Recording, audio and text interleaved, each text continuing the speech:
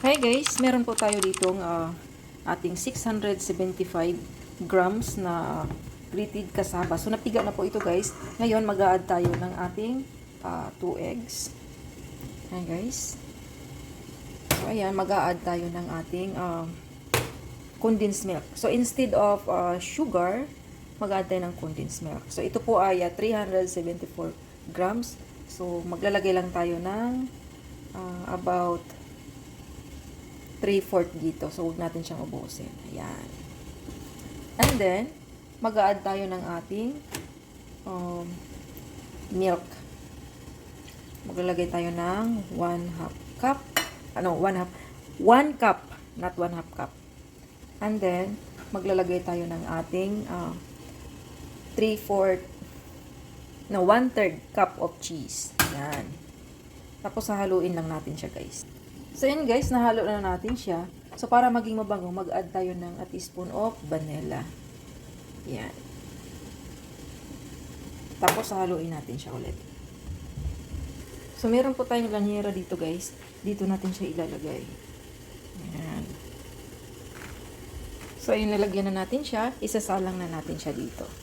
So, ang gagawin natin guys, wag na lang muna natin siyang wala siya sa takpan, ganun na lang. But always make sure bago mo siya ilagay na kumukulo na talaga yung tubig. Yan. So, napakadali lang nito. Steam lang natin siya pag ganun. Yan. So, steam natin siya 45 to 50 minutes, guys. Hanggang maluto siya. Yan. A few moments later. So, yan guys, inopen na natin yung maliit. So, medyo nasira lang yung dulo ng konti. So, ayan na siya. So, ngayon, ang gagawin natin, lalagyan natin siya ng something sa itaas. You can put a cheese in it. Ito guys, ito yung bukayo na nilagay ko. Nilagyan ko ng sugar noon, niluto ko. Bukayo ang tawag sa amin.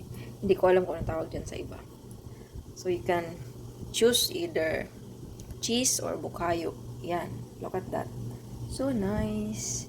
So titikman na natin siya guys. At dahil nabungi siya, ayan o, nasira yung dulo. Ito natin. Kung malambot ba siya. Wow, look at that. So yan po ang ating cassava cake. Steamed cassava cake. Ang sarap niya guys. So hindi po siya sobrang tamis kasi hindi natin inubos yung ating isang latang condensed milk. So, tama lang talaga siya. Sobrang napakasarap, guys. So, ayun po. Sana po meron po tayong natutunan sa ating cooking for today. Thank you for watching. Bye-bye.